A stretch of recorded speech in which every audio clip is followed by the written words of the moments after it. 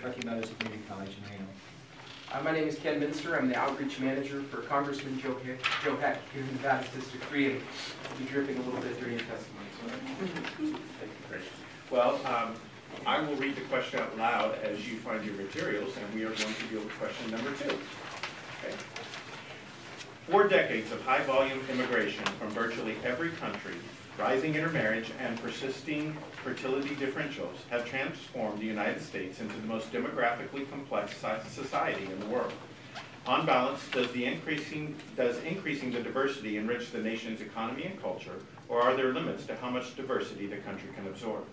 The subsequent questions are, why has immigration reform become what some scholars call a political minefield? And evaluate the argument that because the federal government has failed to regulate immigration, that the power should be given to the states. Take a deep breath, and you may begin.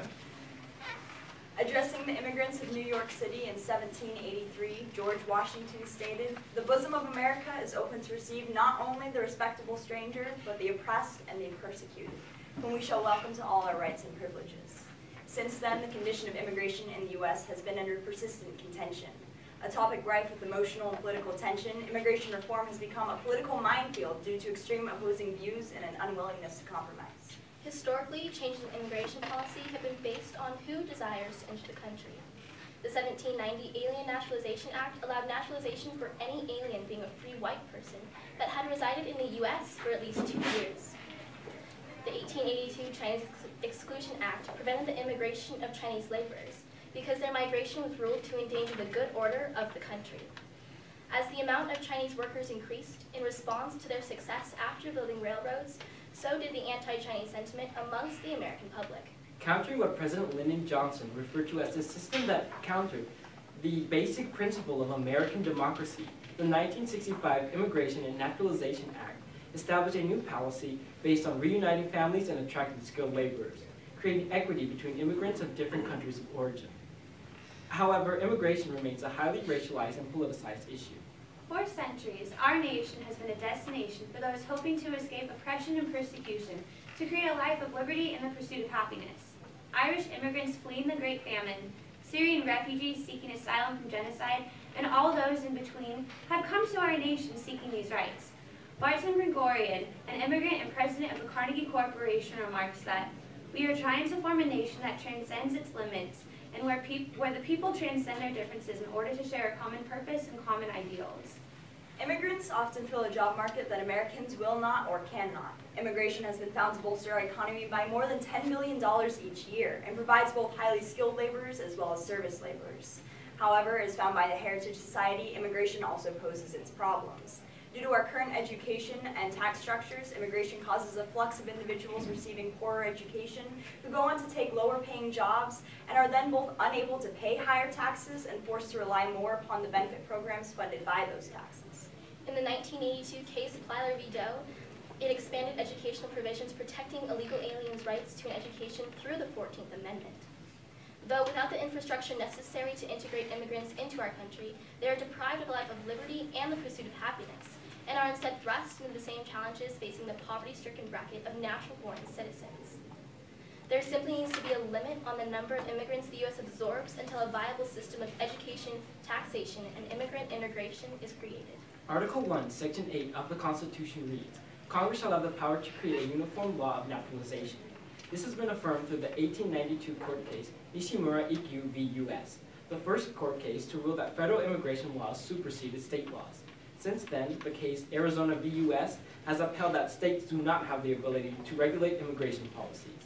The argument that states should have the power to regulate immigration completely contradicts our federalist government and would set us to a closer tie to that of the Articles of Confederation, who failed to create a nation with a cohesive foreign policy.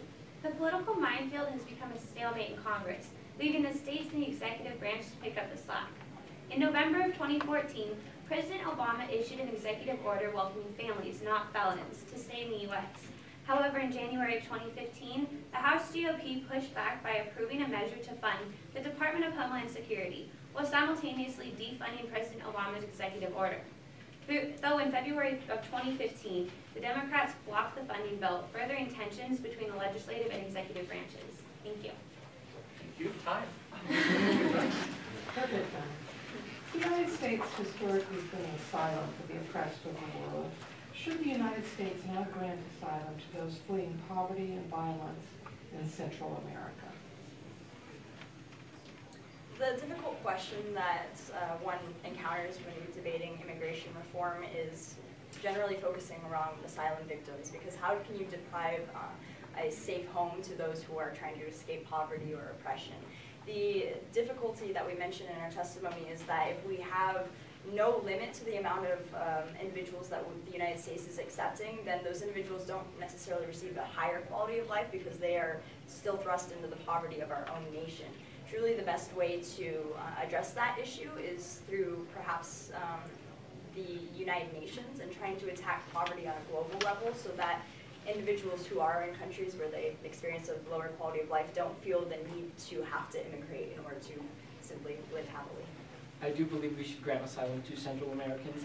Being from El Salvador, where most of my family is currently living, providing asylum from gangs, especially in the central parts of El Salvador, is something major that needs to be assumed by the U.S. government. There has been recent decline in asylum granted to Central Americans, and I believe that granting asylum to this would promote and hopefully alleviate some of the pressures that are happening in El Salvador. However, we have to take into account our economic standpoint when granting asylum to these immigrants, because when the Jewish decided to come over, or tried to come over, when Hitler started his mass genocide, we could not take them in because we were just coming out of the Great Depression.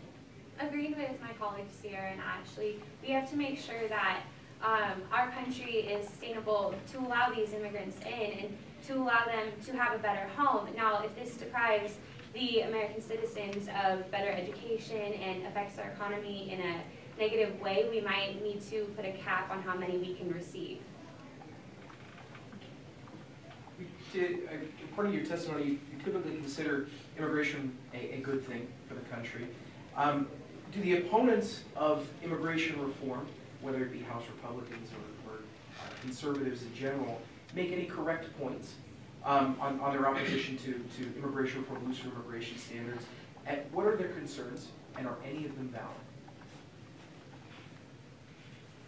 The most common concern voiced by House Republicans or Republicans in general that are opposing the more lenient immigration standards of the Democrats are that the amnesty standards are far too high. So a recent example, President Obama's executive order that allowed I think roughly 5 million immigrants to stay in the United States was severely pushed back by Republicans, and in fact has inspired a lawsuit, which Nevada is currently a part of, to try and stop this executive order because it's, in the argument of the Republicans, it's illegal to have immigrants that have come illegally into the border to allow them to essentially not receive punishment for that illegal trespassing.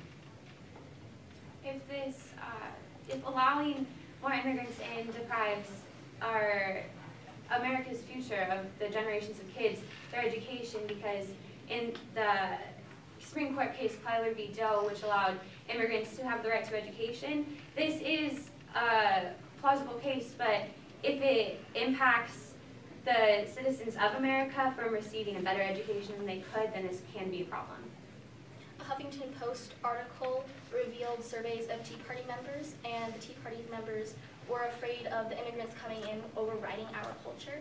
However, though this is valid, it's also invalid in the sense that there can never be too much diversity contained within a certain culture or population. As well as the fear that these illegal immigrants will take jobs that Americans need in this current situation that we're in. Though, as stated in the testimony, there is some jobs that most Americans cannot or will not fill, such as farm laborers or service laborers in the hospitality service. The next question, what rights does the 14th Amendment confer on aliens? The 14th Amendment allows for jus soli, so if a person is born within the land of the United States, they are granted citizenship, as opposed to jus sanguine, where someone receives citizenship through blood of either parent. However, jus soli presents issues because women women immigrants can migrate to the United States to have their babies here. They are deemed the term anchor babies. However, this poses problems because of the moral obligation to keep a mother with her child. Many argue that the 14th Amendment ought to be adjusted so that there is a stronger provision for immigrants, because right now it really does not tackle that concept too well. However, it's the opinion of our group that rather than adjust the 14th Amendment so that citizenship is in fact immigration is in fact specifically mentioned under the provisions of citizenship in the 14th Amendment, we instead pass legislation to better address immigration. So, for example, the 2013 Comprehensive Immigration Reform Bill, which would have maybe better addressed these problems and failed to pass, is something that this group would like to see come around again in the future to solve some problems in that field. The 14th Amendment also brings up the topic of naturalization of someone immigrating to America that can become a citizen later in life. One of the in recent years, the federal government mandated that every state and district, school district, in that state and in the nation has to require, or now can require, that parents fill out a different demographic form. So it includes the term multiracial. So how has that, will that strengthen or diminish the culture of the United States?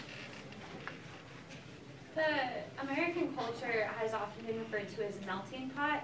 However, I disagree with this statement, because if it was a melting pot, it would mean that the diversity of all the people was melted to go to one common bowl. I see it more as a salad bowl where there are mixings tossed in, and it is still a unique salad, but each individual culture can be recognized.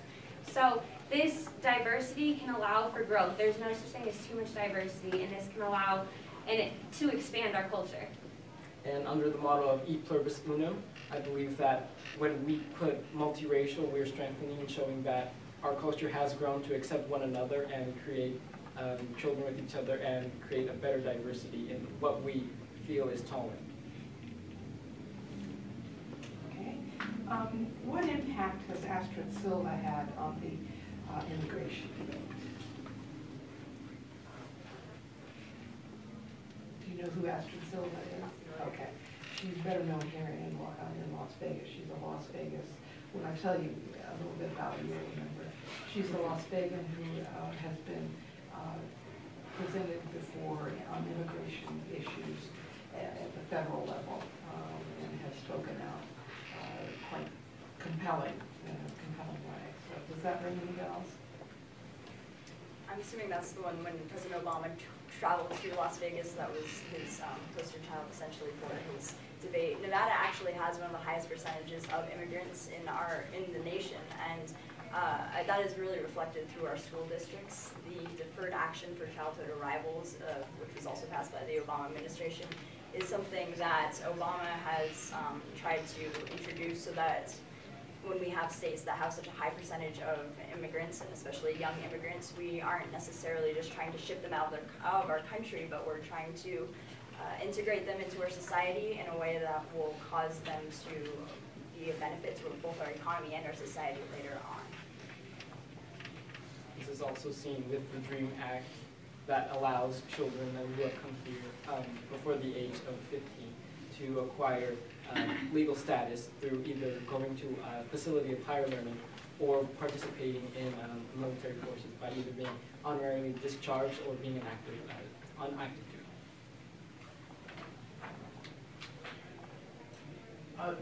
Should the equal protection and due process clauses be amended to substitute citizen or legal resident for the word person?